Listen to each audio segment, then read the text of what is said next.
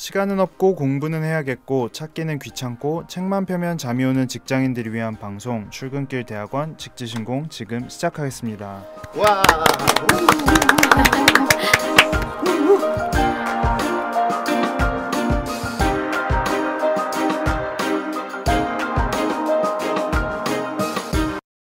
안녕하세요.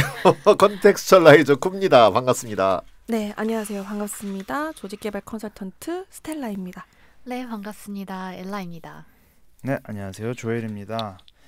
네, 저번 주까지는 이제 서스테이닝 체인지에 대해서 얘기를 했었고요. 오늘은 이어서 평가에 대해서 한번 이야기를 나눠보도록 하겠습니다. 네. 와, 이거 평가 해야 되나요? 해야 된다고 하던데요. 해야 된다고 하는데 되게 어렵다라고 나와 있던데요. 이게 네거티브 커노테이션이에요. 네. 평가라고 하면 사람들이 일단 불안해하고 거부감이 생기고 뭔지 모르게. 네, 그래서 왜 그런가 봤더니 여기도 뭐 학교 다닐 때 선생님들이 레드펜 들고 이렇게 샥샥 긋고 그랬던 기억. 그리고 이제 리더들이 자꾸 이렇게 심판하는 그런 것 때문에 평가라고 하면 되게 부정적인 뉘앙스가 있는데 꼭 그럴 일이 아니고 우리가 뭐가 바뀌었는지 우리가 열심히 개입을 했는데 달라진 게 뭔지에 대하여 이제 알면 좋다 그런 거죠. 그래서 예를 들어 뭐 병원에 가서 이제 진단을 하고 치료를 받았는데 진짜 치료가 됐는지 나중에 엑스레이 이렇게 딱 찍어보고 이게 폐렴이 없어졌습니다. 뭐 이렇게 하는 게 이제 평가인 거죠. 그런데 사람의 몸은 이제 그런 식으로 착 찍고 뭐 피 검사하고 하면 이제 나오는데 조직은 그게 쉽지 않고 근데 자 쉽지 않다가 조직에서 그렇게 평가하는 게 제일 쉽지 않은 게 뭘까요? 왜 쉽지 않을까요? 사람 마음이라. 오, 바로 그거. 오. 진짜? 와, 사람 마음이 어째서 그렇죠? 새롭다. 1초 전에 내 마음과 지금 내 마음이 다르고. 거예요. 그렇게 빨리? 네. 사람은 늘 변하고 마음이 계속 변하는데 어떻게 변하냐면 욕망이 끊임없이 욕구가 커지는 거예요. 그래서 예를 들면 뭐 청년들이 뭐 막 아직 취업하기 전에는 내가 어디라도 취업이라도 했으면 좋겠다 그런 생각이 들겠죠. 근데 취업을 했어요. 그러면 진짜 행복해질까요? 진짜 얼마 안 가잖아요. 뭐 고등학교 때 내가 입시 내 대학만 들어가면 된다. 근데 대학 들어가면 뭐 바로 행복해지느냐? 결코 그렇지 않거든요. 네. 네. 또 새로운 것을 원하게 새로운 되죠. 욕망이 그 상황에서 끊임없이 솟아난다. 끊임없이 솟아난다. 네. 뭐 야근만 없었으면 좋겠다 싶은데 야근이 다 없어졌다. 그러면 또 행복해질 거냐? 결코 아니라는 거죠. 그죠? 그다음에 뭐 업무 좀 이렇게 공정하게 나눴으면 좋겠다. 업무 공정하게 나눠 놓으면 그러면 사람들이 이제 업무 공정해져서 해피하다. 전혀 아니라는 거예요. 그러니까 평가가 어려운 거예요. 그게 좋아졌냐 물어보면 또 뭐가 문제고 이야기할 가능성이 매우 높다. 네, 그러니까 겁나는 거죠. 성적표 잘 안 나올까 봐. 네, 겁나는 거예요. 그래서 평가를 좀 꺼리는 경향이 있는데 하지만 뭐가 변화됐는지 알아야 되는 것도 맞기 때문에 그 문제를 어떻게 해결하지? 네, 그게 이제 이 챕터의 이제 후반부에 나와 있는 내용이다. 이렇게 말씀드릴 수 있겠습니다. 자, 그럼 조금 더 구체적으로 그 장애물들이 있네요. 평가의 장애물. 지금 이제 일반적으로 좀 얘기를 했지만 첫 번째가 돈이 든다. 이거네요. 네, 시간, 돈. 자원들. 네, 자원이 든다. 그래서 take resources 이렇게 돼 있네요. 자료 수집해야죠. 또 뭐 계약도 해야 되고 자료 분석해야죠. 또 이거 뭔가 평가하려면 평가 계획을 세워야죠. 그 다음에 평가를 실시해야죠. 실시라고 하는 개입을 또 해야 돼요. 네. 그래서 그게 쉽지 않아요. 네. 쉽지 않아요. 그 다음에 아까 조금 전에 얘기했던 이제 fear of the result 결과가 안 좋으면 어떡하지? 만족도가 더 떨어졌으면 어떡하지? 근데 만족도는 기대 대비 기대가 실현됐느냐? 기대 대비 실현이잖아요. 기대가 달라졌으면 만족도도 달라지는 거예요. 그러니까 원래 기대가 고정된 상태로서 실현된 것만 보면 만족도가 높아지는 게 맞는 것 같은데 이거 하려고 열심히 했는데 그러니까 엘라가 말한 것처럼 사람 마음이 바뀌었어. 기대가 또 여기로 올라가 버렸어. 그러면 또 이 만족도는 그리고 더 기대가 더 커지면 더 불만이 생길 수 있거든요. 예를 들면 그런 게 있어요. 뭐 이렇게 정권이 바뀔 때마다 이제 노사 관계에 대한 정책이 좀 다르잖아요. 집권 세력에 따라서. 근데 오히려 막 되게 강하게 누를 때는 사실 그냥 참고 사는 거죠. 아니면 포기하고 살아요. 그러니까 오히려 불만이 없을 수도 있어요. 근데 이걸 좀 풀어줘요. 그러면 이제 막 이게 욕구가 확 올라가잖아요. 그러면 그런 것들을 막 하고 있는데 이 욕구가 더 커졌기 때문에 왜 해준다고 해놓고 안 해주냐라고 하는 일이 이제 생겨나는 더 불만이 더 크게 느껴지는 그런 일들도 있거든요. 그래서 조직에서도 그런 일이 늘 벌어질 수 있다. 네. 예를 들어서 뭐 수평 조직을 하자라고 하면 과거에 진짜 강압적인 조직이 있을 때는 아예 그냥 말도 안 하고 그냥 그런가 보다 하고 살던 분들이 수평 조직을 하겠다라고 이야기 선언을 해놓고 그러면 수평? 그러면 이제 무슨 얘기 이것도 수평 아니고 저것도 수평 아니고 이것도 수평 아닙니다 하면서 불만이 커질 수 있다. 그러면 그게 저희가 미리 워크숍 전에 하는 것처럼 기대 관리를 구성원들에게 할 수 있겠네요. 네. 그런데 그걸 기대를 이렇게 통제하고 그쵸. 욕구를 억누른다는 건 또 이상한 일이잖아요. 그건 반인권적이기도 하고 그게 비윤리적인 면이 있는 것이기 때문에 그래서 객관적으로 진짜 달라진 게 뭔지를 아주 체계적으로 계획적으로 해야 된다는 거예요. 안 그러면 기대가 확 달라져서 나중에 결과가 안 좋으니까 이 결과가 이렇게 나왔어. 그러면 이제 재무부서에서 야 이거 마이너스로 나왔는데 돈 잔뜩 쓰고 뭐 하는 거야? 뭐 이런 얘기 들을 거잖아요. 그렇죠? 그렇습니다. 어쨌든 그래서 그런 공포가 있다. 그 다음에 세 번째는 이제 어쨌든 에너지가 들어간다, 신경 쓰인다라고 하는 거죠. 그 다음에 다섯 번째가 accepted proof.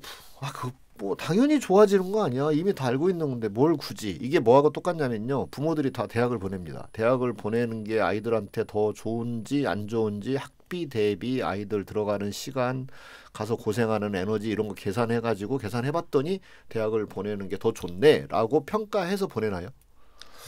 그렇게까지는 안 하잖아요. 그냥 대학 보내야지 사회생활 제대로 하지 또는 뭐 좋은데 취직하지 라고 하는 건 이미 증명됐다. 그런 거예요. 이미 그렇죠. 다 아는 거 아니야? 네. 이런 게 여기 말하는 accepted proof입니다. 이미 증명됐다는 말은 여기서 결과와 상관없인가요?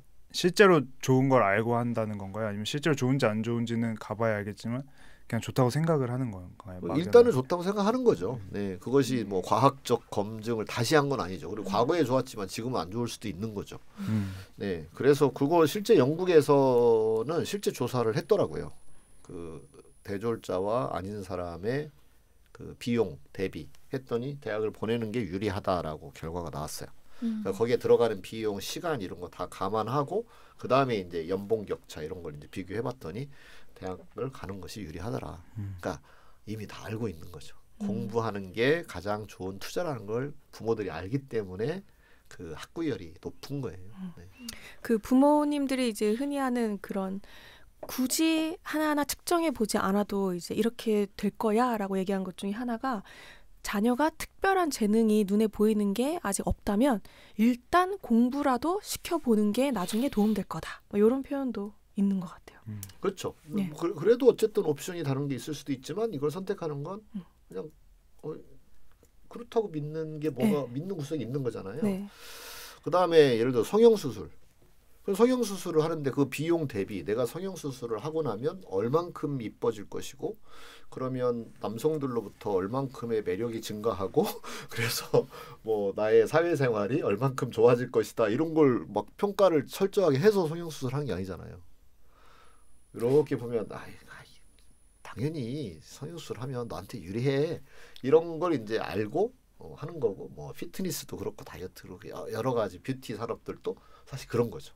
화장하는 것도 그렇고 옷 잘 입는 것도 그렇고. 그러면 우리가 어디 개입을 했으니까 당연히 우리 회사 좋아졌겠지라고 생각을 한다는 얘기인 할 거죠. 수 있다는 거죠. 할 수 있다. 네. 그러니까 실제로 평가를 해서 알아봐야 된다인 거죠.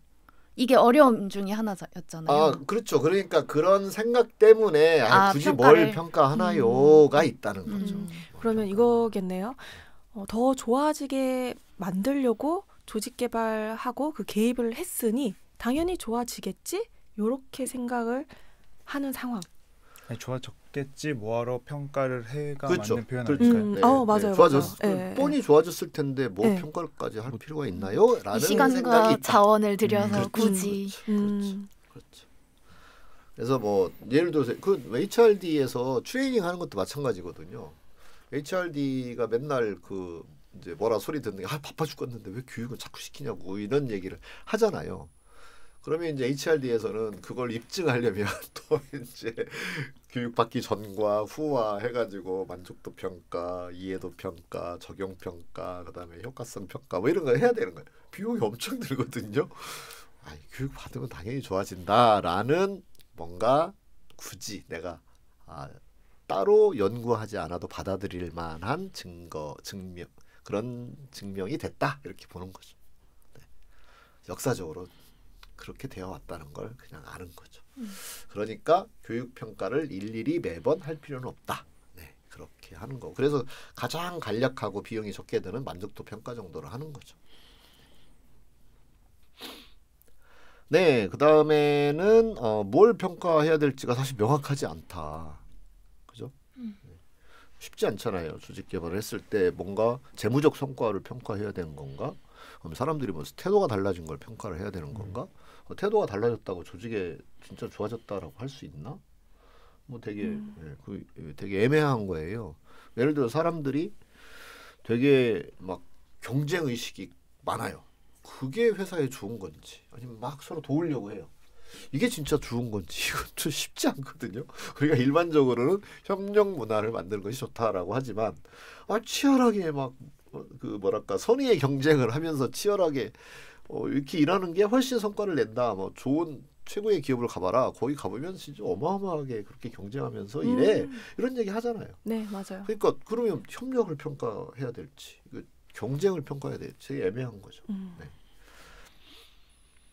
그다음에 이거는 이제 필수라기보다는 그냥 하면 좋긴 하겠네 정도의 이제 선택 사항으로 본다.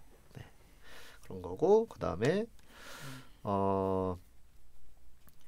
이거가 이제 이걸 평가를 하려면 그 사람을 또 훈련을 시켜야 돼요. 근데 그것도 또 만만한 일이 아닌 거예요. 아무나 평가할 수 있는 게 아니잖아요. 평가 전문가가 있어야 되는데 사실 뭐 웬만하면 이 평가도 뭐 박사 학위 정도 가지고 있어야 그나마 좀 평가하는 기본을 알고 있는데 네, 맞아요. 그러면 교육 하나 하겠다고 네. 또는 어디 한다고 막 박사 이거 또 다른 프로젝트가 된단 그쵸. 말이죠. 그 드는 생각은 석사까지도 어찌 보면은 제가 봤을 때는 연습 게임처럼 보이거든요. 석사 가지고도 사실 네. 부족한 면이 있죠. 물론 석사하고 많은 경험을 쌓아서 이제 그쵸. 또 박사와 함께 이렇게 네. 프로젝트를 많이 해본 경험이 있으면 뭐 또 맞아요. 잘하겠지만. 네, 맞습니다. 네. 그래서 이제 이 실무자 교육에 대한 부분에 있어서 이제 평가 방법론에 대해서 실무자가 얼마나 잘 알고 있냐 이게 되게 중요한데 그게 생각보다 조금 그 난이도가 높다. 네, 좀 그렇게 보여지는 것 같아요. 네. 그다음에 이제 평가 방식도 뭐 이거 종량적으로 평가를 할 거냐 네. 아니면 뭐 정성적으로 평가할 거냐 그런 디자인 뭐 인터뷰를 할 거냐 아니면 관찰 가서 뭐가 달라졌는지를 보고 뭐 평가를 할 거냐 이거 자체도 만만한 일이 아니네 이제 이렇게 되는 거죠. 네. 그래서 그런 것들이 장애물이더라 이렇게 이야기를 하고 있습니다. 게다가 뭐 또 하나는 이게 이제 또 외부 요인도 있을 수 있잖아요. 지금 이번에 선발을 이번에 잘해서 그렇게 된 건지 아니면 이번에 CEO가 바뀌어서 잘 된 건지 아니면 지난해까지는 적자를 내다가 올해 흑자로 돌아서서 시장 상황이 좋아지는 바람에 사람들이 기분이 좋아져서 그런지 되게 알기가 되게 어렵다 라고 하는 겁니다. 그럼에도 불구하고 평가를 해야 하는 이유가 또 있네요. 네. 평가를 하면 이제 어디에 집중해야 되는지를 알려준다. 네. 뭘 집중해야 되는지를 알려준다. 네. 그래서 이번에 저희가 이제 신임 임원 교육을 하는 프로젝트를 지금 하고 있는데 한 대기업에 이제 그 신임 임원 프로젝트를 하고 있는데 거기서도 이제 교육 효과도 보고 싶고 그다음에 신임 임원 교육의 주제가 조직 개발이에요. 그러니까 조직이 좋아졌는지도 알고 싶은 거예요. 꽤 근데 이제 알고 싶다 이게 뭐냐면 평가를 해보고 싶다 이거죠. 그래서 초기에 이제 이 교육을 진행하고 이 프로젝트를 하면서 그 고민을 굉장히 많이 나눴어요. 그래서 이걸 너무 진짜 제대로 평가를 하려면 배보다 배꼽이 큰 프로젝트가 되는 거죠. 평가 프로젝트가 비용도 더 크고 프로젝트가 더 정교하고 복잡해지는 게 될 수밖에 없고 그 다음에 그러지 않자니 뭔가 이렇게 증거를 제시하면서 다음에 이걸 더 확산시키는 어떤 근거를 갖고 싶기도 하고 그래서 그런 부분들을 계속 커뮤니케이션을 하면서 네, 어떤 조금 생략적이면서도 그래도 몇 가지는 이렇게 집중해서 볼 만한 그런 이제 항목들을 찾아서 서베이도 하고 그다음에 과제 등을 통해서 이제 그 성적 평가도 하고 그다음에 또 관찰 평가도 하고 뭐 이런 식의 이야기를 나누어서 이제 진행을 하고 있습니다. 네.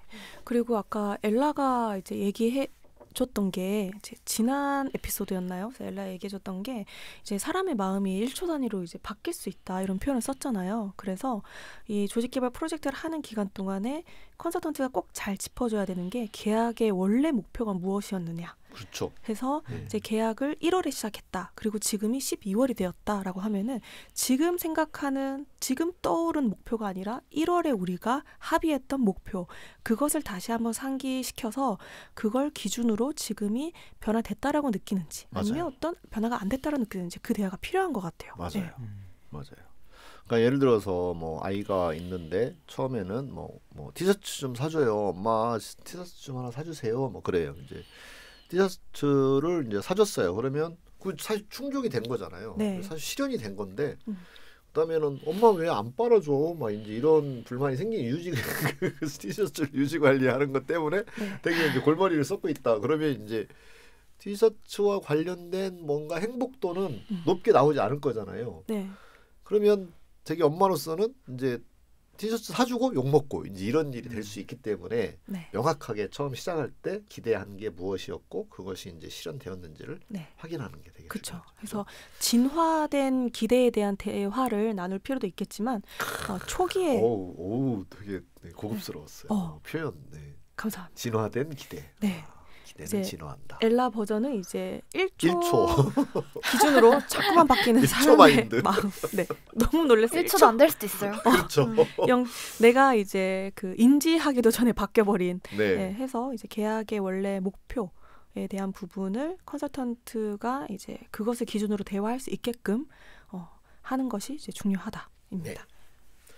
네. 그다음에 두 번째는 이제 첫 번째가 뭐냐면 초점을 무엇에 집중해야 되는지를 알게 해준다. 평가를 하면 그런 거고 그다음에 평가는 주변의 지지를 받는 데 도움을 준다. 그래서 예산을 따올 때라든지 또는 구성원들을 참여시킬 때라든지 이럴 때 다 지지가 필요하잖아요. 그다음에 CEO가 또 이렇게 인정을 해준다든지 이런 등등 또 나중에 대외적으로 이렇게 회사의 이미지를 이렇게 브랜딩을 하는 데에서도 도움이 되고 그래서 그런 서포트를 받는 데 도움이 되고 그다음에 변화에 대한 피드백을 할 수 있는 거죠.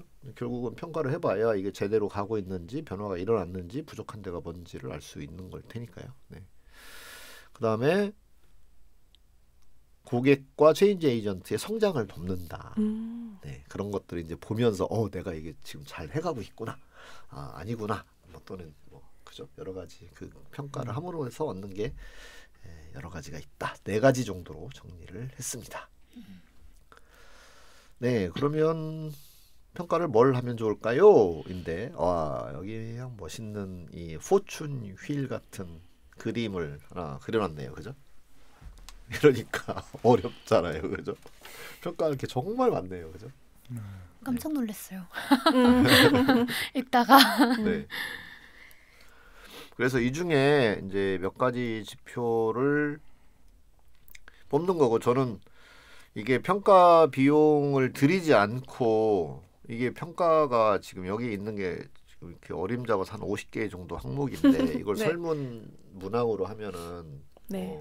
한 항목당 1개에서 3개 정도 한다 치고 하여튼 100문항 정도를 해야 되고 그다음에 네. 이거 설문으로만 해가지고 될 일도 아닐 거잖아요. 맞습니다. 그렇죠?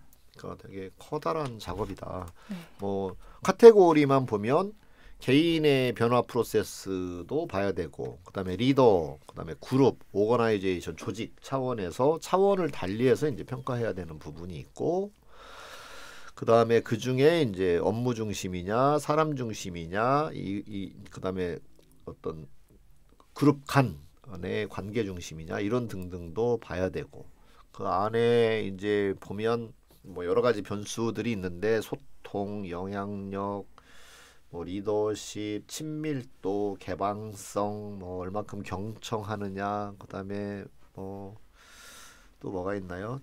조직 풍토 뭐 되게 많아요. 그 의사결정, 그다음에 워크 퍼실리테이션 되게 많은데 그래서 이거 다 하려니까 설문도 개발해야 되죠. 네. 뭐 일이 엄청난 거예요. 일단 네. 그 대구분 1차 구분이 4개고 또 그때 2차 구분이 또 뭐 한 뭐 10몇 개고 네. 3차 구분이 지금 뭐 거의 몇십 개이기 때문에 그러면 그 몇십 개에 대한 문항이 또 한 개가 아닐 거란 말이죠. 그렇죠. 그러면 이제 설문 응답하는데 한 사람도 한 1시간 걸릴 수도 있고 네. 그리고 설문을 1시간 응답을 한다라는 것은 이제 사람들이 똑바로 응답 안 할 가능성이 상당히 높다. 있죠. 신뢰성이 그렇죠. 낮을 수 있다. 이미 이거 외에도 또 뭐 네. 설문이 많이 있고 그래서 맞습니다. 만만한 일은 아니다 그런 거고요. 네. 저는 이제 그런 지표를 이거 농담 반 진담 반으로 조직 개발을 어떻게 평가하면 좋습니까라고 했을 때 달라진 표정요 이렇게 말하기도 했어요. 맞아요. 달라진 표정. 그래서 지금 출근하는 사람들의 표정을 이렇게 한번 보시라. 네, 그러면 고개 푹 수그리고 있고 그다음에 막 이렇게 뭔가 근심이 가득하고 그다음에 되게 어떤 용기나 그런 것보다는 되게 좌절스러워하는 그런 좌절감과 패배감 같은 것들이 젖어 있고 막 피곤에 젖은 표정이고 그런 사람들이 굉장히 많은 거 우리 지하철 쏟아져 나올 때라든지 또는 출근 정문에서 이렇게 보면 그런 게 보이잖아요. 네. 그거와 이제 조직 개발이 됐으면 사람들이 되게 활기차고 주변 사람들하고 막 얘기 나누면서 출근하고 표정이 되게 밝고 뭔가 당당한 느낌이 들고 그거보다 더 좋은 평가가 어디가 있겠느냐 이제 이렇게 얘기할 수도 있는 거죠. 근데 그걸 값으로 매기라고 하면 AI 3.0에서 AI 컴퓨터 3.7 뭐 해놓고 이렇게. 이제 표정 점수 매겨서 뭐 이렇게 정량화 시킬 수도 그거. 있을 거라고 봅니다. 네. 자동 캠하고 AI 연결시켜 놓으면 네. 그분들의 감정이 이제 현재 감정이 파지티브와 네거티브와 이제 이런 거 해서 수치화할 수도 있겠죠. 네. 그게 가장 저렴한 평가 방법이 아닐까라는 생각을 해봤어요. 예전에 그 대기업들에서 이제 AI로 1차 면접 보는 게 한동안 이제 유행이었던 시기가 그쵸. 있어요. 요즘에도 아직 그게 유용하고 부각되고 있는지는 잘 모르겠지만 몇 년 전에 그게 엄청 이제 붐이었어요. 붐이었는데 자 이렇게 보니까 AI가 그 면접을 보는 사람 있잖아요. 그러니까 피면접자라고 해야 되나요? 그 사람의 표정을 보면서 그게 가짜인지 진실인지를 AI가 판단까지 하는 거야. 그리고 그 사람이 이제 말을 하는 것에 대해서 저게 진실에 가까운 말인지 가짜에 가까운 말인지를 판단하는 거예요. 그거 되게 이제 유용하다라고 이렇게 봤는데 쿠 얘기 들으니까 좀 그게 생각이 났어요. 실제 제가 워크숍을 진행하거나 이렇게 했을 때 끝나고 나서 참여자의 표정이나 저한테 한마디 해주는 거 이렇게 보면은 그 사람도 그 동물적 감각이 있잖아요. 그럼요. 그래서 저 말이 되게 친절한데 형식적 말인가 아니면 진심에 우러나서 나오는 말인가 라게 저 느껴지죠. 그러면은 그 참여자의 리액션을 보면서 끝났을 때 이게 좀 오늘 도움이 요만큼 됐구나. 오늘은 도움이 이만큼 됐구나라는 것을 저도 좀 그걸 하나의 이만큼 됐구나. 네, 이만큼 됐구나. 그래서 주관적 수치로 제가 평가를 하는 것 같아요. 본인 스스로에게는 사실은 뭐 그것만 한 게 없어요. 어쩌면 그죠? 제일 정확할 수도 있고. 네, 그렇죠. 근데 이제 지금 이 평가는 이제 객관적이고 다른 사람한테도 이게 맞아라고 말할 수 있어야 되는 거죠. 네. 그래서 내가 눈으로 본 것만으로 말할 수는 없으니까 네. 적어도 뭐 그렇게 컴퓨터로 수치화한다라든지 아니면 뭐 사진이라도 찍어서 AI를 활용해서 보여준다든지 이제 이런 게 필요할 거고요. 네. 지금 이제 제가 막 시작하려고 하는 프로젝트가 하나 있는데 여기도 이제 구성원들의 좀 좌절감이나 패배주의, 뭐 냉소주의 이런 것들이 좀 높은 편이다라는 이야기가 있어서 그래서 그 부분을 진행을 하려고 하고 그리고 여기도 그 평가까지 잘 설계해서 추가로 가장 돈이 들지 않는 방식으로 평가를 해서 하려고 하고요. 이제 돈이 안 들어가는 방식 이제 지금 구상하고 있는 게 뭐냐면 기존에 이미 서베이 한 것들 있잖아요. 그리고 서베이 한 거에다가 이제 이거 뭐죠? 그 주관식으로 적어 놓은 거. 네. 그거 이제 문헌 분석을 좀 하고 그다음에 그 블라인드 같은 데 올라 있는 내용들 이제 거기에 나와 있는 것들 이제 스캐닝을 해서 이제 놓고 이걸 킵해 놓는 거죠. 그리고 이제 프로젝트가 끝났을 때 여기에서의 이제 변화를 비교해 보는 그런 걸 하려고 하고 그중에 여기서 이 책에서도 얘기한 것처럼 포커스를 어디에 둘 거냐라고 하는 건 이제 우리가 그 프로젝트를 시작을 하게 되면 그 팀과 함께 협의를 해서 정해갈 생각으로 그렇게 계획을 하고 있습니다. 네. 되게 블라인드까지 같이 살펴보는 게 저는 되게 참신하고 진짜 좋은 것 같아요. 리얼 보이스가 많이 담겨 있으니까. 그 HR에서 또는 CEO들이 블라인드에 적혀 있는 내용을 보는 이유는 그게 뭔가 가치가 있다라고 생각하니까 그런 거잖아요. 네. 거기에 뭔가 더 진실성이 있다 이런 것들을 아니까 보는 거고. 뭐 전략적으로 누군가 모함하기 위해서 하는 것들이 포함될 수도 있지만 우리 또 인간은 그런 것도 좀 감안하면서 볼 수 있으니까. 누군지 밝힐 순 없지만 제 지인 중에서도 얘기를 들어보니까 뭔가 회사 관련해가지고 고발하고 싶은 게 있어요. 예를 들어 뭐 사람에 대해서든 뭐 팀에 대해서든 뭐 어떤 정책에 대해서든 그럼 이제 그 블라인드를 활용하시더라고요. 그럼요. 그렇게 하는 이유는 뭐냐면 내가 그걸 관리하는 주간 부서에 이걸 이제 얘기를 하는 것보다 블라인드에 그걸 써서 구성원들로부터 지지를 어느 정도 받았을 때 회사에서 이거에 내가 주목할 확률이 훨씬 높다. 이런 믿음이 있더라고요. 그 또 다른 방식의 블라인드가 뭐냐면 책이에요. 책. 예를 들어서 어마어마하게 큰 권력과 자기와 사이에서의 문제가 있는데 자기가 힘이 약하기 때문에 그걸 직접적으로 대응을 못 하잖아요. 그러면 책을 씁니다. 소설책을 쓰는 거예요. 그러면 소설책은 직접 그 사람을 말한 것은 아니지만 사람들이 읽으면 그 얘기네 이런 게 알 수 있잖아요. 누구 같네. 그렇죠. 네.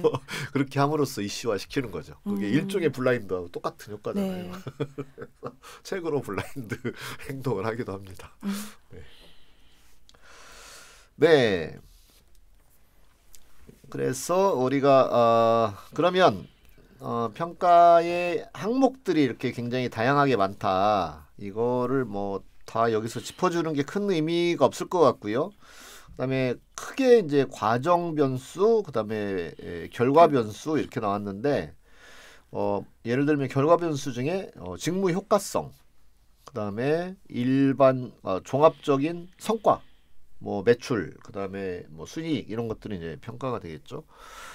그다음에 퀄리티 오브 미팅, 그러니까 회의의 질 이런 것도 이제 결과 항목에 들어가 있고요.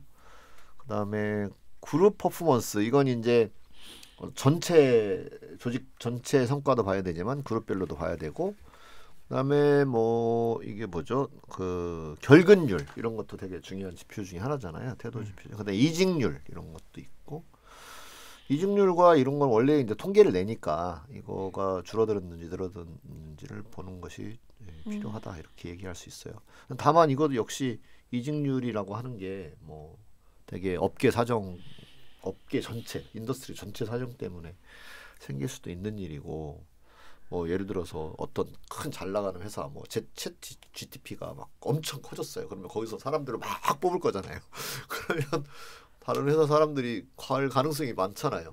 그러면 그 회사가 뭐가 조직이 나빠져서 가는 거냐? 꼭 해볼 수 없는 거잖아요. 그쵸. 이래서 이게 평가가 쉽지는 않다. 근데 그런 걸 감안하면서 그래서 디스커션하면서 평가를 해야 됩니다. 그냥 이렇게 해서 이렇게 항목이 나왔으니까 뭐 A는 A다 이렇게 단정 짓는 식으로 해석을 하거나 해서는 안 된다 이렇게 볼 수 있죠. 그러면 이제 어떻게 그러면 평가를 해나가면 됩니까? 해서 이밸류에이션 프로세스를 4단계로 나누어 놨네요. 네. 그래서 이제 어떤 데이터가 필요하냐 라고 하는 것, 그리고 그것이 이제 개인 수준, 팀 수준, 조직 수준에서 어떤 데이터를 수집해서 해야 되느냐, 그건 이제 평가 목적과 대비해서 그걸 잘 처음에 설계를 해야 된다 그런 얘기고요. 그 다음에 방법을 골라야 되겠죠. 우리 이게 몇 장이었죠? 우리 7장. 7장. 네. 예, 7장에 오. 역시 MC. 밑에 나와 있어요. 밑에 나와 있었어. 세 번째 챕터 7 참고하라고. 밑에 나와 있었다고 하더라도 MC였기 때문에 야. 빨리 발견했지 않을까. 앞을 읽어가고 있네. 네. 야 이거 원선네요. 정신 앞을 바짝 쫙 차려야겠네요. 읽어가고 있어. 와. 네. 잠깐 멍 때리는 사이에 조회를 엄청 빠르네요. 네. 근데 이제 데이터 수집 방법으로 인터뷰도 있고 포커스 그룹도 있고 서베이도 있고 이거 7장에 다루었으니까 네, 그런 방식 중에 이제 몇 가지를 골라서 해야 되겠죠. 그리고 나서는 이제 실제로 데이터를 수집하는 과정이 있고, 그리고 마지막에는 이제 그걸 분석하고 그걸 이제 서면으로 리포트를 만들고, 그다음에 이제 최종적으로 그거에 관한 디스커션도 하고 뭐 갖다 적용도 시키고 그렇게 하는 거라고 볼 수 있겠죠. 그래서 크게 설계 단계, 그다음에 그 전에 무엇을 측정할지를 정하는 단계, 그다음에 설계, 그리고 수집, 그리고 결과 보고 이런 순서를 거친다 이렇게 안내가 되어 있습니다. 네, 무엇보다 무엇을 측정할지 이게 가장 중요한 부분인 것 같아요. 네. 네. 그 정도로 이야기를 하면 될 것 같고요. 라인 프레딕션이 있네요. 평가의 미래 해가지고 네. 앞으로 측정을 더 자주 하게 될 거다 이런 이야기가 1번으로 나와 있고요. 그 다음에 프로세스를 퍼실리테이션 하는 데 있어서 좀 더 능숙해질 것이다 라고 하는 이야기도 나와 있고, 그 다음에 뭐 그룹, 그 다음에 부서, 팀, 조직, 그것이 각각 나누어져서 평가가 될 것이다. 그러니까 개인 개입이 효과가 좋았는지 뭐 전체 개입이 효과가 좋았는지 이런 것들을 나누어서 하게 될 것이다. 근데 이 3번까지만 읽어도 이제 이걸 평가 전문가들은 당연히 이렇게 해야 된다라고 말을 할 수밖에 없다고 봐요. 평가 전문가들은 좀 더 정교하게 평가를 하려면 개인도 나누고 팀도 나누고, 그죠? 너무 많은 시간과 돈이 필요할 것 같아요. 이론적으로 그렇게 해야 된다는 거 맞아요. 근데 지금 돈 얘기한 엄청 것처럼 못할 것 같아요. 너무 돈이 많이 들어간다. 그렇기 때문에 이게 함정이 있어요. 평가를 전공한 사람들이 평가를 맡게 되잖아요. 그러면 진짜 정확한 평가를 하는데 이렇게 올인되어 있어요, 생각이. 그러다 보니까 약간 뭐로 흐르게 되면 평가를 위한 평가 같은 느낌을 받게 되는 거죠. 왜냐하면 비용도 많이 들고 너무 정교하고, 이게 원래 지금 조직 개발이 목적이잖아요. 조직이 개발되는 게 목적인데, 근데 조직 개발이 됐는지 안 됐는지 알아야 되니까 이걸 평가를 하긴 해야 되는 것도 맞는데, 근데 평가를 제대로 하려다 보니까 원래 조직 개발보다 더 큰 프로젝트가 돼버리는 것 같은 그런 일이. 한편으로는 조직을 개발하기 위해서 이제 뭐 개인 개입, 팀 개입, 뭐 부서간 개입, 조직 개입, 굉장히 많은 개입이 있는데 거기에 소요되는 시간과 비용, 에너지만큼 평가에 할애돼야 되는 상황이 발생할 수도 있다라는 게 굉장히 좀 낭비로 아쉬운 부분으로 보이기도 해요. 그래서 아까 accepted proof라고 해서 하면 좋아지죠. 이야기를 할 수밖에 없는, 하게 되는, 자연스럽게 하게 되는 그런 일이 벌어진다고 할 수 있어요. 그 다음에 KPI, 이제 KPI를 찾아낼 것이다. 여기 이제 BSC를 도입해서 바라보면 KPI 찾아내는 것도 이제 결부시킬 수 있다, 그런 이야기가 있고요. 그 다음에 변화되는 환경 조건들을 유연하게 담아내야 된다. 맞는 말이에요. 네, 맞는 말인데 이렇게 평가하기는 정말 다 이걸 하기는 정말 어려울 것 같다. 근데 이렇게는 해볼 수 있어요. 예를 들면 이게 그룹 전체예요. 그룹 전체니까 이걸 적용할 조직이 되게 많아요. 근데 하나의 프로젝트를 이제 이런 식으로 정교하게 설계를 이제 잡고 하는 거죠. 그러면 여기에 연구비가 다소 들어간다 하더라도 그렇게 해서 나온 걸 다른 데에다가 바로 적용할 수 있잖아요. 그런 경우에는 사실은 이렇게 정교하게 해볼 필요도 있다. 또 글로벌 기업인데 글로벌 기업이 조직이 잘 돌아가고 있는지 평가를 하려면 뭐 어쨌든 한두 군데 이렇게 잡아서 그 평가하는 그 방법을 이제 디자인을 하고 개발을 한 다음에 그걸 글로벌에 있는 수많은 조직에게 이렇게 적용을 시키는 것을 할 수도 있겠죠. 실제로 이제 우리에게 와서 뭐 서베이하고 글로벌 기업들 서베이 때문에 죽겠어요 하는 그런 것들도 다 그렇게 해서 만들어진 것인데 아무튼 이렇게 해야 잘 평가를 할 수 있다라고 하는 것을 우리는 알고는 있자. 그런데 현실적인 제약 조건들을 고려하면서 다루어낼 수 있어야 된다. 너무 이 강박, 평가 잘해야 된다. 이거에 너무 강박적으로 접근하는 것도 위험하다. 이렇게 얘기할 수 있겠죠. 그다음에 그 OD가 이제 테크놀로지 다양한 서베이라든지 포커스 그룹이라든지 인터뷰 대시보드 이런 다양한 대시보드 테크놀로지는 어떤 걸 말하는지 이게 BSC 대시보드이겠구나. 네. 제가 안 그래도 궁금해서 물어보려 했어요. 대시보드 네네. 어떤 대시보드를 얘기하는 건지. 네, 이게 이제 회사 안에 회사가 어떻게 돌아가고 있는지를 이제 알게 하기 위한 시스템을 개발해 놓은 데들이 있거든요. 그래서 예를 들면 뭐 한국전력 어디 헤드쿼터에 가면 뭐 전국의 전력 공급 상황 막 이런 게 쫙 있을 거잖아요. 맞아요. 그게 네. 대시보드잖아요. 네. 그러니까 이제 조직도 뭔가 조직이 어떻게 돌아가고 잘 돌아가고 있는지를 그걸 시스템화 시켜서 아니면 뭐 정기적으로 서면으로 보고를 받아서 할 수도 있고 그걸 이렇게 쫙 펼쳐 보는 게 이제 대시보드인 거죠. 예전에 그 싱가포르에 보면 이제 케민이라는 글로벌 그 회사가 있는데 그 회사에 이제 아시아 퍼시픽이 싱가포르에서 이제 출장을 예전에 갔었어요. 네. 가니까 되게 인상적이었어요. 그러니까 글로벌 기업이기도 하고 거기에 대시보드가 있었는데 이제 전 세계의 케민이라는 그 글로벌 회사에 현재 그 제품이 만들어진 수 그리고 출고된 수, 뭐 만난 고객의 수 이런 게 숫자로 쫙 표현해가지고 계속 돌아가고 있는 거예요. 역시 글로벌은 다르다. 그때 엄청 놀랐어요. 네. 보면서 그러면 그 숫자가 계속 점점 커지거든요. 매일매일 측정을 해요. 근데 그 눈에 보이잖아요. 뭔가 회사가 이렇게 수많은 제품들을 생산하고 있고 수많은 고객들을 만나고 있고 이거를 이제 세상에 좋은 영향을 미치고 있다라는 게 숫자가 계속 이렇게 증가하는 게 매일매일 눈에 보이니까 되게 뭔가 매일 성장하는 기분? 제가 그런 제가 3일 출장 갔었거든요. 네. 3일 보니까 너무 제가 다 감동인 거예요. 역시 다르다 글로벌. 그게 이제 진짜 평가를 하고 싶은 욕망 중에 하나가 그거예요. 돌아가는 걸 알고 싶다. 네, 되게 멋있었어. 그러면 관리할 수 있는 거잖아요. 네. 그러니까 측정하지 않으면 관리할 수 없다. 결국은 측정하려면 이게 평가한다는 게 측정을 하는 거니까. 그런 이제 이점이 있기 때문에 이제 하고 싶죠. 근데 생각해 보면 그걸 시스템 만들기 위해서 막 어마어마한 돈이 들어갈 돈 엄청 들었을 것 같아. 것 같잖아요. 그 대시보드 엄청 멋있게 생겼거든. 자꾸 보고 싶게 멋있게 생겼어. 비쌌을 것 같아. 네. 그래서 근데 그게 이제 그렇게 계속 쓸 수 있고 여러 조직을 하나 개발해서 여러 개 쓸 수 있고 그러면 투자할 만하다 이렇게 볼 수 있어요. 네. 그 다음에는 이제 뭐가 잘못됐어만 측정하기보다는 뭐가 잘 돌아가고 있어도 측정하면 좋다. 그러니까 녹색도 측정하자, 빨간색만 측정하지 말고.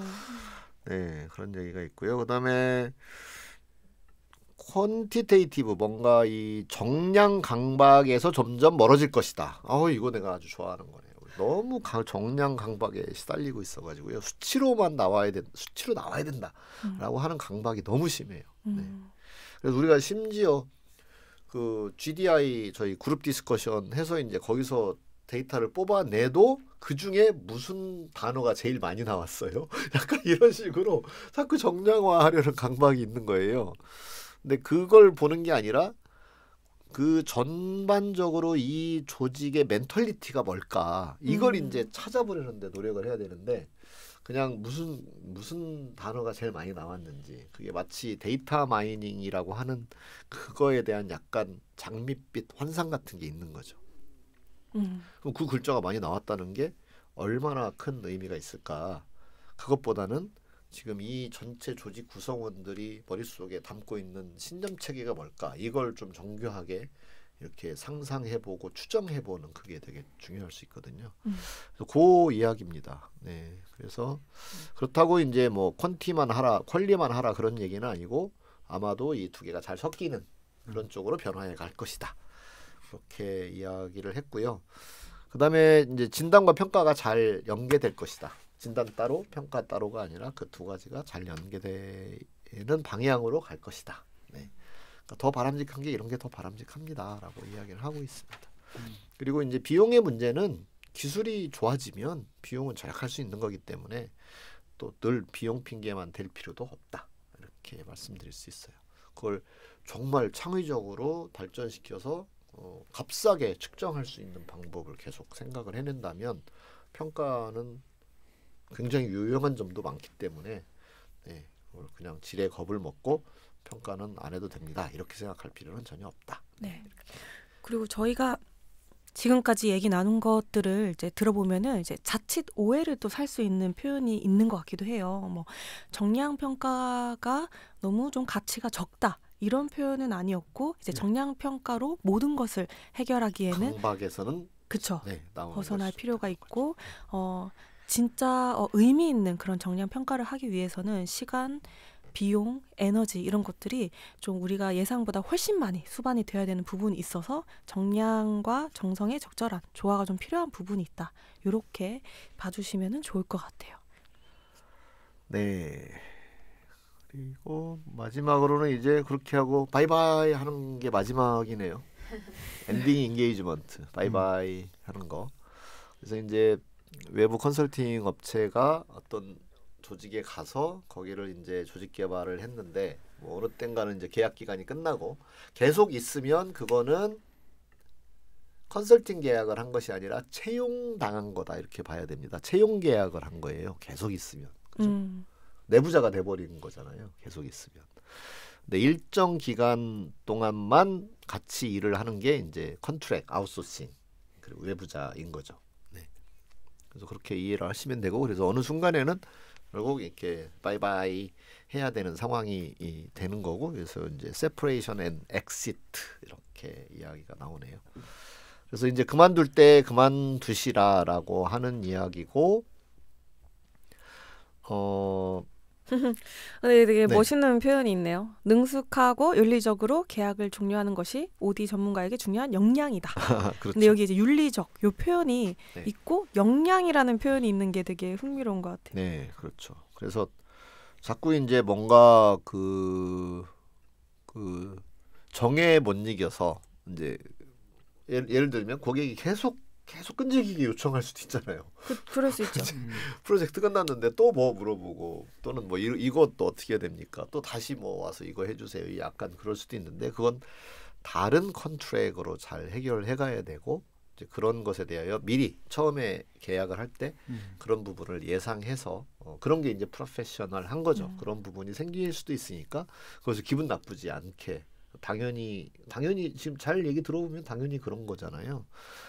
그래서 하지만 자기도 모르게 당연히 그런 것임에도 불구하고 자기도 모르게 뭔가 문제가 해결해야 될 게 있으면 자기 못하겠으니까 또 컨설턴트 전화해가지고 뭐 이제 이러쿵저러쿵 할 수가 있는 상황이니까 그래서 그런 부분들을 잘 이렇게 분리시키는 게 필요하다. 네. 네, 그래서 세퍼레이션이고 이제 그 일은 이제 그들의 일로 넘겨받을 수 있도록. 네. 네.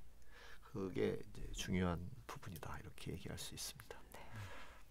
잘 마무리하는 것도 중요하다 뭐 이런 얘기겠죠. 네. 그것이 역량이기도 하다. 이런 표현이 되게 되게 네. 특별하게 느껴지는 것 같아요. 그래서 여기 이제 윤리적인 부분을 이야기하고 있는데 그 중에 하나가 이제 너무 빨리 일이 뭐 잘 되지도 않고 중간쯤에서 이제 그만두고 짐 싸고 나오는 이런 일도 있어서는 안 되고.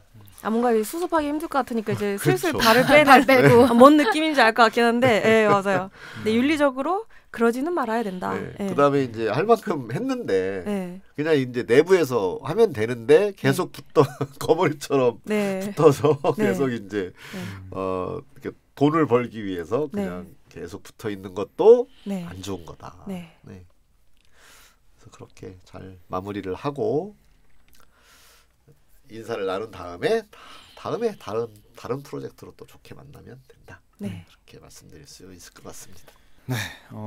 이렇게 저번 주부터 해서 Chapter 14, Sustaining Change, Evaluating and Ending on Engagement에 대해서 얘기를 해봤는데요. 그러면 이번 주에는 평가를 얘기했지만 저번 주까지 포함해서 혹시 기억에 남는 것들이 좀 있으실까요, 스텔라? 저는 그 조엘이 이제 씨앗을 심었으면 그걸 잘 키워나가는 것, 그리고 어떤 생명력을 유지해 나가는 것이 이제 이 챕터에서 핵심 그 단어이자 그 센텐스라고 볼 수 있었다라는 그 부분이 지금도 여전히 인상 깊어요. 그래서 제가 다이어트를 여러 번 시도했지만 유지어트의 기간을 길게 가져가 보지 못했던 경험을 이렇게 반추해 보면서 뭔가 이제 변화를 만드는 것보다 유지가 더 중요하구나. 그래서 컨설턴트로서 거기에 더 책임감을 느끼는 부분이 있었던 그런 챕터였던 것 같고요.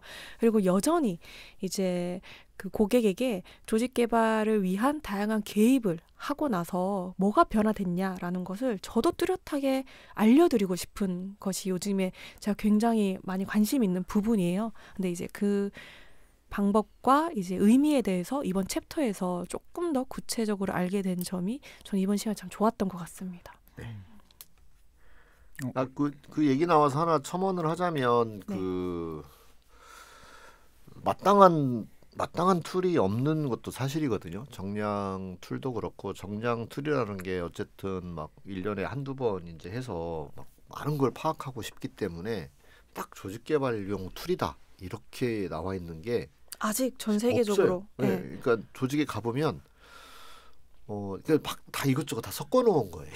한번 설문해서 보고 싶으니까. 그리고 뭐 설문한다고 알려지면 나 세문학만 넣으면 안 돼요. 맞아. 이런 거 생기잖아요. 그 또. 리더십 문항 좀 넣으면 안 돼. 뭐 동기부여 좀 넣으면 안 돼. 네. 예, 맞아요. 그러다 보니까 그게 이제 용도도 너무 범용화돼서 전문적으로 측정하기 어려운 면도 있고, 그러면 그거 말고는 이제 정성적 평가를 해야 되는데, 정성적 평가는 일단 진정성이 있고, 그러니까 이게 편견이 없이 이제 해야 되잖아요. 주관이 개입하니까. 그 다음에 텍스트를 보고 읽는 능력이 있어야 된단 말이에요. 맞아요. 현상이나 상황을 보고 이게 뭐다라고 읽어내는 전문성이 있어야 되는데, 그건 이제 비싸죠.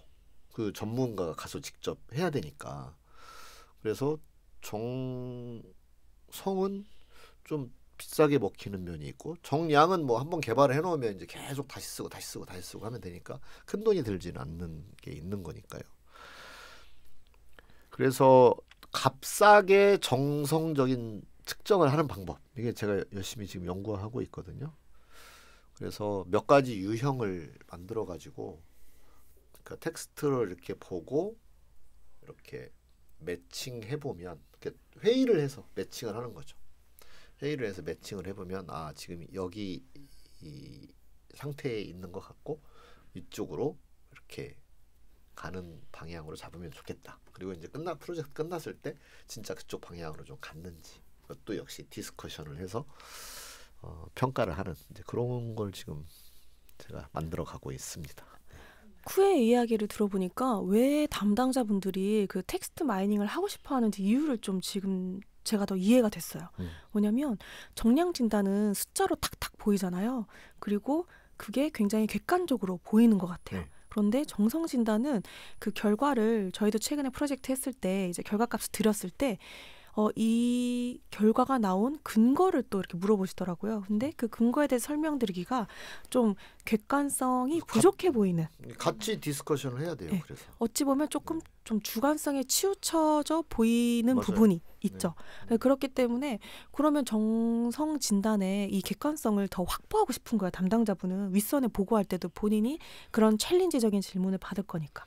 그래서 텍스트 마이닝을 해보려는 시도가 하려고 하는 이유가 아닐까. 맞아요. 좀. 그 이유 때문에 하는 게 명백하고요. 네. 그래서 그 보고 받을 사람이 그 네. 자리에 와서 텍스트 분석을 같이 해야 돼요. 그래서 그 자리에서 같이 서로 아니 근데 이렇게 해석될 수도 있는 거 아니에요? 그럼 또 다른 사람이 그건 이런 그쵸. 저런 면 때문에 이렇게 해석하는 것이 맞을 네. 것 같습니다.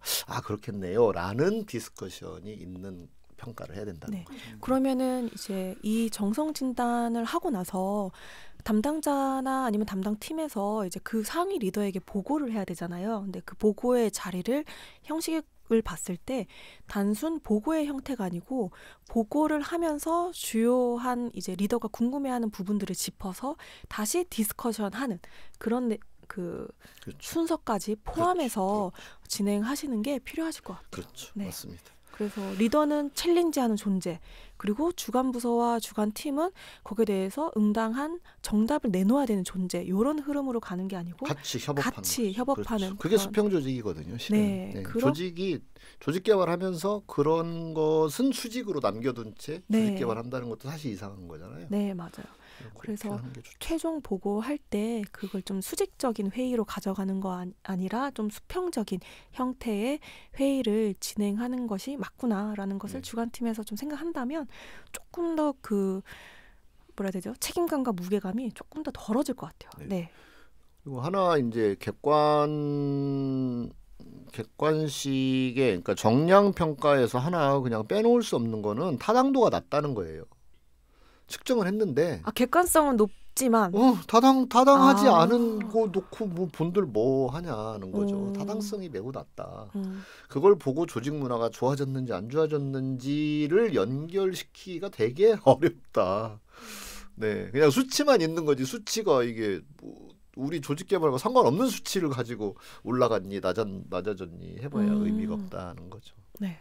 그리고 예를 들어 5점 척도로 진단을 하면 타당성이 전혀 없다 이런 뜻은 아닙니다. 그쵸. 오해하지 마시고요. 네. 그리고 이제 5점 척도라고 했을 때 예를 들어 엘라가 3점 줬고 조엘이 3점 줬고 제가 3점을 줬어요. 근데 이거를 대화를 해보면 그 3점을 준 의미가 다 다르더라고요.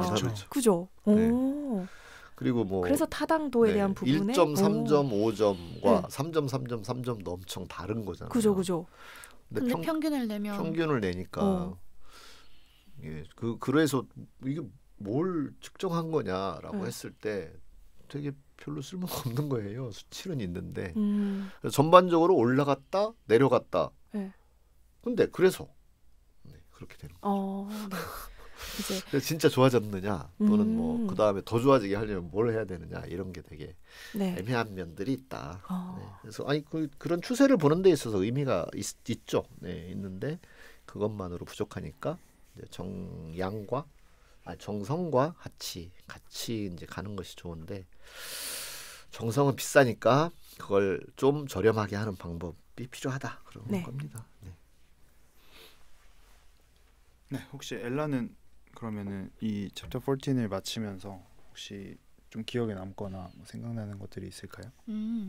저는 변화 쪽에서는 그러니까 다시 옛날로 돌아가지 않도록 이제 시작이야. 너네 이제 끝난 거 아니야. 우리 이제부터 같이 시작해야 되는 거야라고 했던 게 제일 기억이 남고요. 보통 교육 들었으면 이제 나 교육 들었고 끝났다 하니까 보통요. 나는 안다. 네. 근데 이제 그걸 실천하고 계속 꾸준히 이어나가고 더 좋은 방향으로 끌어나가고 유지하는 건 되게 다른 일이고 더 어려운 일이지만 바람직한 일이다. 뭐 이런 얘기를 했던 게 기억에 남고요. 그다음에 평가에서는 달성한 거를 좀 되돌아보고, 그러니까 그게 좋은 면이든 나쁜 면이든 되돌아보고 또 그 결과를 통해서 새로 개입하거나 아니면 미래의 그 변화에 대응하기 위한 그 단계, 뭐 징검다리로도 이제 사용할 수 있잖아요. 그래서 뭐 그런 것들이 좀 생각이 납니다. 물론 평가하는데 굉장한 전문성이 필요하고 방법도 다양하고 뭐 비용에 대한 고민 안 할 수 없고 그렇지만 네. 우리 이거 옵션 아니다라고 했던 게 기억이 납니다. 네, 이렇게 저번 주부터 이번 주까지 해서 14장 변화를 유지하는 방법과 또 평가에 대해서 얘기를 해봤는데요. 다음 시간에는 이제 벌써 15장이네요. Chapter 15, Global Issues in Organization Development에 대해서 또 얘기를 나눌 예정이니까요. 다음 시간에도 많이 들어주시고요. 오늘도 청취해 주셔서 감사합니다. 네, 감사합니다. 감사합니다. 15장에서 다시 뵙겠습니다.